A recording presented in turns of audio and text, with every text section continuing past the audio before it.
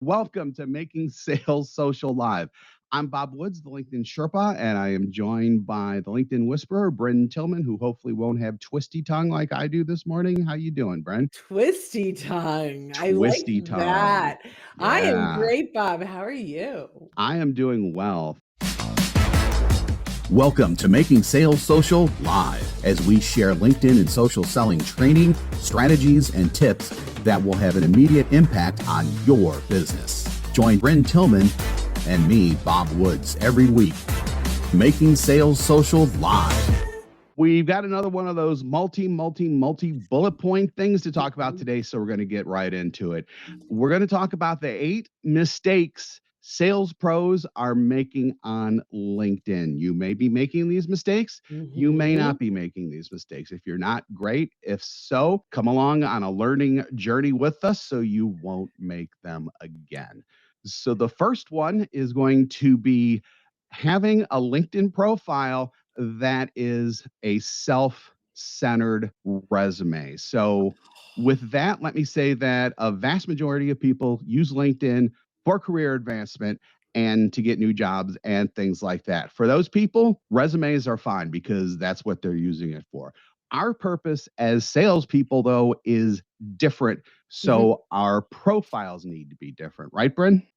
Absolutely. And I think that this is a huge mistake that anyone who is responsible for business development, anyone who is customer facing, really should consider shifting their profile from a resume to a resource. Here's the thing, man, this profile is our landing page. This is often their first impression of us. And just because we are really good at sales, maybe we've made President's Club 3 times in a row, we're a great negotiator. That is not what interests our buyers. What interests our buyers is how we help them. And so some folks get that, and then they go in and make their profile a pitch deck. So it's all about how we help our clients, my mission, my passion. They don't care about that exactly either. What they care about is that you are a resource that can help them solve a problem. So we want to shift this profile from a resume to a resource, ultimately resonating with our buyers, creating curiosity so they want to read, then teaching them something new that gets them thinking a little differently about the way they're doing things today. And it creates a compelling moment where they raise their hand and connect with you or accept your connection request or even reach out to want to learn more. So, if your profile is self centered, it's time to make a shift. Bob, your thoughts on that? Yeah, so obviously, because I'm the person who mainly does profiles at Social Sales Links, so Mhm. obviously I agree with all that. The part that I like the best is about getting people to think differently about their Mm. situations.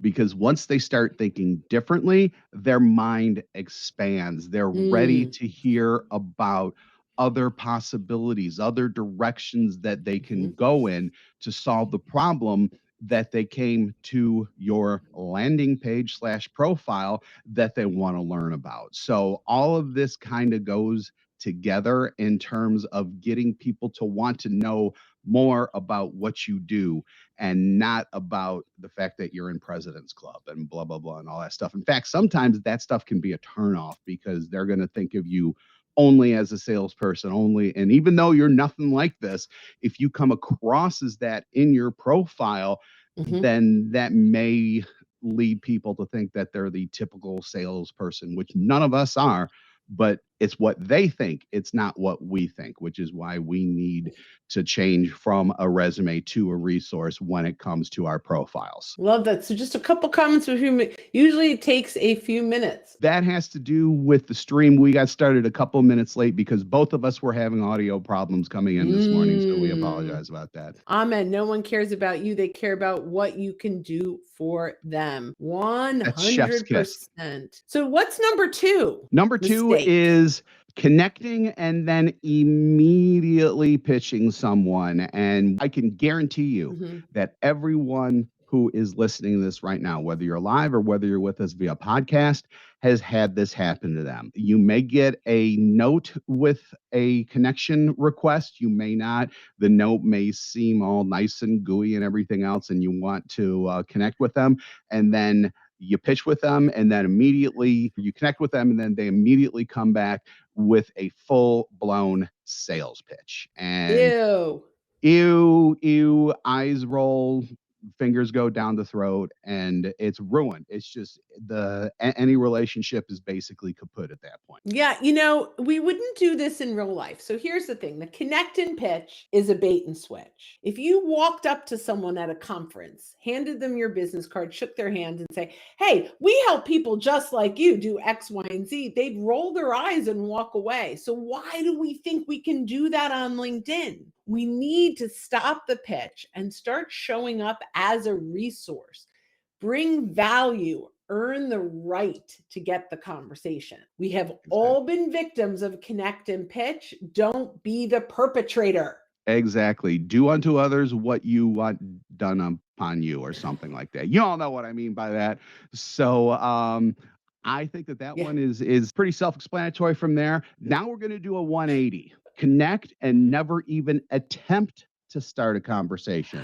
And I will say that in the early days of LinkedIn, everybody did this, because back then LinkedIn was what I call a baseball card collecting platform. You just went out there, everybody just wanted as many connection as possible, because everybody's connections showed up at that point a little more clearly than it does today. And it was just like collecting baseball cards, because no one knew what to do with it. It was brand new. Guess what? We know what to do with it nowadays. We teach it all the time when it comes to salespeople. Start conversations. That's just what I wanted to say. Do not Start ignore. conversations with your new connection. Yeah, exactly. Yeah, I love this. So connect and forget is practically a syndrome on LinkedIn. It's, to me, you say baseball cards. Connect and forget is like collecting business cards at an event. I walk around going, "Hi, I'm Bryn, I'll take your card. Hi, I'm Bryn, I'll take your card." And then we stick the cards in our pockets and we do nothing with them. It's a problem. So what do we want to do to connect and engage, right? Ultimately, when you accept a connection request, make sure you're sending a welcome message, maybe offering up some value or content that could make an impact. Ask permission to do so, but that starts the conversation. Maybe you ask them a question. Maybe you talk about content they engaged on or that they shared. Start a real conversation as if you were in person. Big deal. If you've got thousands of connections that you've ignored, take inventory. Export your connections into a spreadsheet. On the left-hand side, create a column that says client, prospect, referral partner, and take inventory. Who in our list should we be talking to that we've been ignoring? Once we do that, we can send a personal video that goes right into the inbox, welcoming them or re-engaging them. So it might be, "Hey, Bob, it's been some time since we last connected. Want to touch base, see what you're up to. I really loved the content you shared on X, Y, and Z. Who else are you following?" I mean, just normal conversations. Yes. Ask for their vote on a poll. Right? Really fabulous ways to engage all of these people we've been ignoring. The next one is going to be, and this actually goes back to the poll thing, which I love it when it flows. The next mistake that we're going to talk about is not having a process when it comes to sharing and engaging, when it comes to content and things like that. And you're just doing nothing what we would call performing random acts of social. Which is not good, because if you do stuff randomly, how are you going to get any results if you're just doing stuff randomly? I mean, it should be kind of obvious. Some people might think, "Oh my God, that takes so much time to do." You know something? It really doesn't take a lot of time to do. And if you're going to start sales conversations based on what you're doing there, you shouldn't even think of it like, "Oh my God, this is going to take so much time." You should be thinking of it as, this is opportunity. I need to take advantage of this. Yeah, so let's talk about really putting a process, really converting from random acts of social to purposeful acts of social. Now, of course, there's lots of sharing content, but engaging can be just as valuable. We need to take a look at what we're doing. Are we engaging on the content of our prospects, of our buyers? Are we engaging in the comments and with the commenters of people that we want to start conversations with? Content is the conversation. If we go in and we look at, let's say, an influencer post, and I take a look at content that an influencer is practically a magnet to my buyers, and they've got 80 comments, we can go in and socialize with them. So turn it from, I'm just going to show up and sometimes I'll comment and sometimes I'll like and sometimes I'll share, to really putting a little plan around not just sharing content, but engaging with the right people, converting them into connections and ultimately conversation. So just a bit of social proof for that. I was on a Clubhouse. This is going like several months ago. Clubhouse chat room with a gal who just started on LinkedIn. She said she didn't really have a profile put together or anything like that. But one of the first things that she did was that she went in and made comments on other people's posts. So this wasn't even her post, but other people's posts. But she did it in such a way that she was able to overcome the profile thing, and she actually got a couple of clients from that. That's how powerful this can be. And that's proof for you right now that even commenting, which a lot of people are like, commenting can work. Side note on this. So we have this wonderful comment from our friend Yvonne, who says, preach it. But, one of the things that she does is she engages as the company page, which I think is so interesting, right? So she goes into as the company and starts to build thought leadership, not as the individual, because the individual is doing that. She'll go in as the company and start to build a following. Sure, they're creating content and sharing content, but she's engaging with the right people, which I think is great. Engaging with someone pre-connection vastly improves your connection acceptance. 100%, Stephen Farber. I found an inbound lead from a comment I left on someone else's post. It works. Thoughtful engagement. Thoughtful engagement. That's a really, really good way to put it. It's purposeful. It's not It's just random purposeful. acts. It goes way beyond the typical, great post, nice article, and all that stuff, or even just clicking on like or thoughtful or whatever those icons are that, quite frankly, I don't even know about because I never use them, because I'm always commenting and I'm always leaving thoughtful, insightful comments that will hopefully extend a conversation, start a new conversation, so I can eventually get sales conversations started offline. Our next one is kind of a subset of this: post and ghost.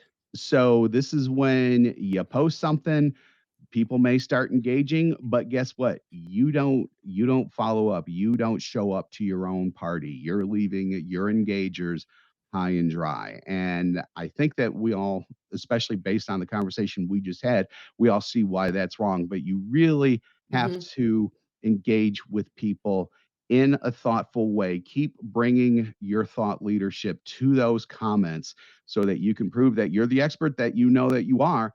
And again, at that point, hopefully get some conversation started. Hopefully people will be intrigued by you and want to click through to your profile, where, as we just discussed, your profile is set up in a very thoughtful and engaging way. It's a resource, and they'll either want to reach out to you, or you can reach out to them and they'll know who you are. So post and ghost. This is something that really, to me, is you've spent all this time creating content or curating content and putting your thoughts around it. You put it out there and then you never show up and engage back. So some people will comment and then you'll like and comment on that, and that's great. So you haven't ghosted them, but almost guarantee that if you had 7 likes, you're not engaging with them. They liked it. I know it's not easy to go in. You can't comment on their like, but these are people that have shown interest in the topic that you have shared, which many cases are people that might turn out to be prospects. So post and ghost goes beyond just, I'm not engaging with anyone. It's often I'm not engaging with all the people that are engaging. So make sure you look at all the people that are reacting to your post, reach back out to them with a quick little note. Thanks so much for reacting, for celebrating, for thumbs upping, right? My content. I have an additional piece on X, Y, and Z that I think you might find even more valuable. If you're interested, let me know. I'm happy to send it to you. And that can be in a connection request or just in a message if you're already connected. There are so many opportunities inside of those 7 or 8 or 10 reactions that we are missing. Make sure we're engaging with everyone. So Tracy Bedwell, give to get, put out helpful content to your audience and it comes back to you in time. So it's interesting that you have give to get. And I'm sure it's the same kind of concept. I give to give. I'm not looking for anything in return. I'm going to detach from what that prospect is worth to us and attach to what we are worth to them. I'm not looking for anything in return. If I get a comment and I get a like, I'm going to engage, but it's really important from our perspective, give to give. I think that's really important. And then Lauren says she's definitely found that commenting on posts can bring in new individuals, and that's exactly right, because when you post and things like that, their networks start to see things more. So these are second degrees and third degrees that you don't even know exist. That's another reason why you never want to post and ghost. Exactly. Wait. So the next one again has to do with content, but it's a little bit of a different take. A lot of people make this mistake. You share topics that you as a salesperson want to talk about. The content is not necessarily what your prospects want to read about and quite frankly need to know, because you are bringing value to any conversation that you have. But if it's just stuff about that you want to talk about, they're not going to care. You need to share the types of things that they want to consume. Oh my gosh, 100%. So one of the biggest mistakes that salespeople make is they share content that they are interested in. It's not necessarily the content their buyer wants to consume, which creates an attraction for more people like you. Your competitors start to engage, not your buyers. So there's a lot of social listening. What is it that my buyers care about? What are the challenges that they're facing that I can provide insights to? We had a client who financial services wasn't sharing anything and then decided, okay, I'm going to share without much thought, little random acts. And he found Market Watch and was lots of great content on Market Watch that he loved. So he shared it and he came back and said, I got lots of engagement. I'm so excited. And I said, great, let's take a look at who's engaging.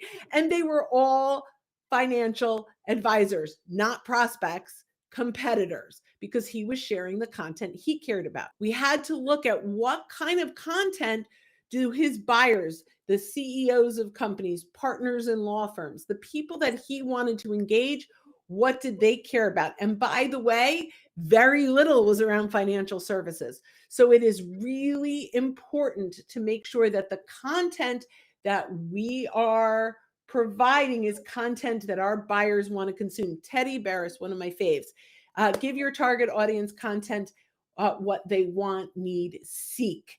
Seeking is a great word. What are they searching for? I love that. Yeah, I thought that was a great word too. So because we're running a little longer than we normally do, we're going to go through these last two really quick. No, not quick. Let's do it. Okay. Cold calling on LinkedIn, showing up as the spammer everyone deletes. And what we're specifically talking about here is the person who cold calls before even connecting, or connects, or sends a cold call type note in their note to connect. So cold calling on LinkedIn is really, really broken. Why is cold calling on LinkedIn broken?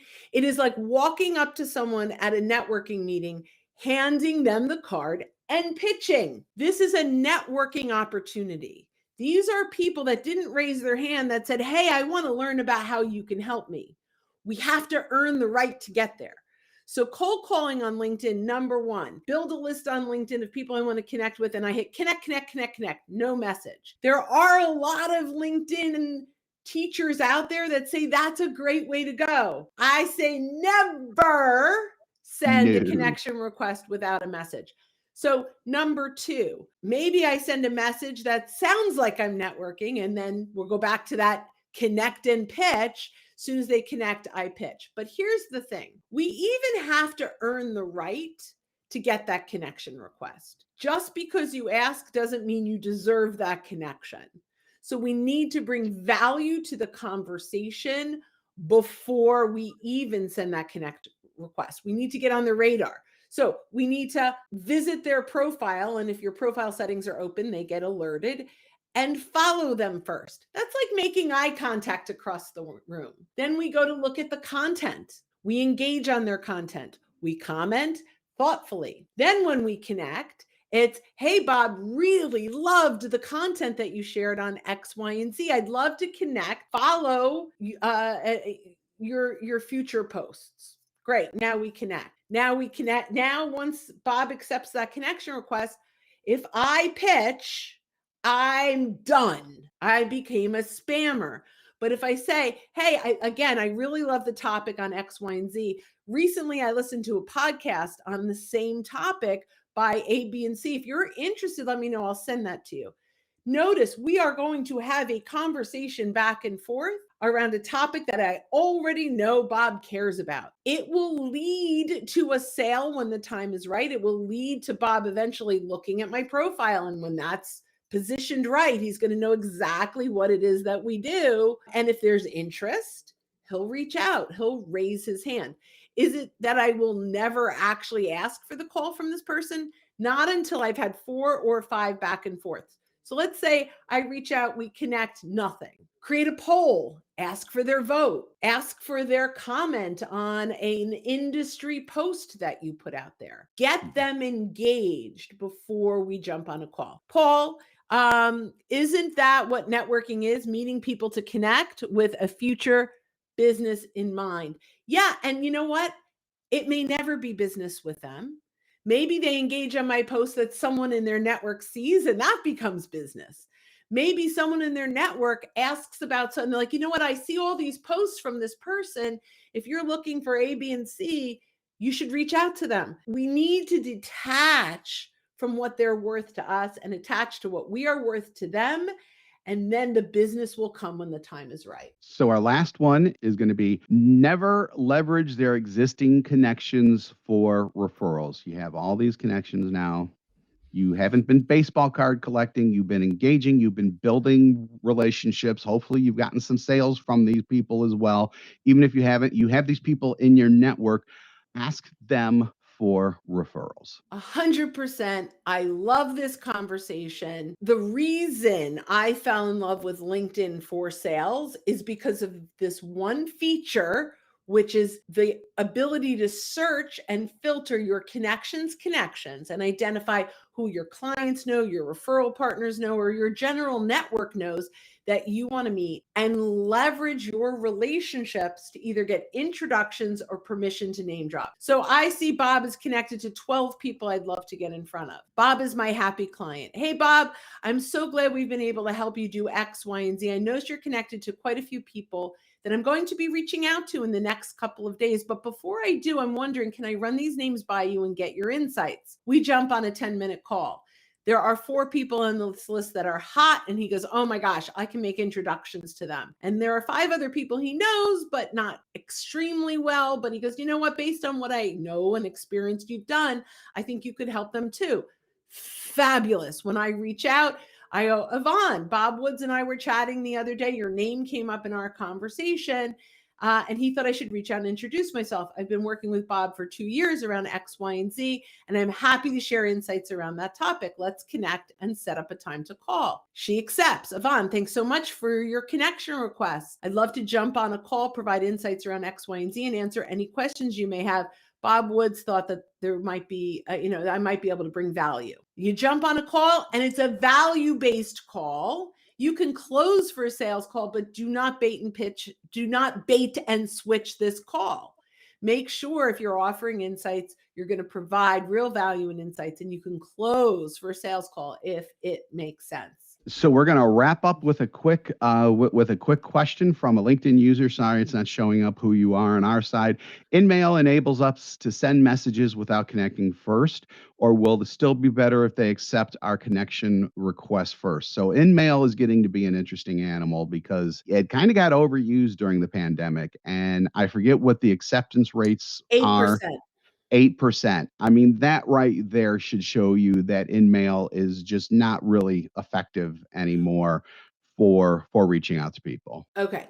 So yes, and InMail has its place for sure. There are companies that are spending a lot of money on Sales Navigator licenses, and InMail is part of that. And there are definitely areas where we might use InMail, particularly if we sent a connection request and they did not respond, or maybe we're reaching out to someone that, and I've done this, I sent a connection request and forgot a note, or I hit something on my phone. I'll send an InMail that actually says, I accidentally sent the connection request without a note. I really want to tell you a little bit about, why I wanted to connect based on the content you were sharing or whatever that is.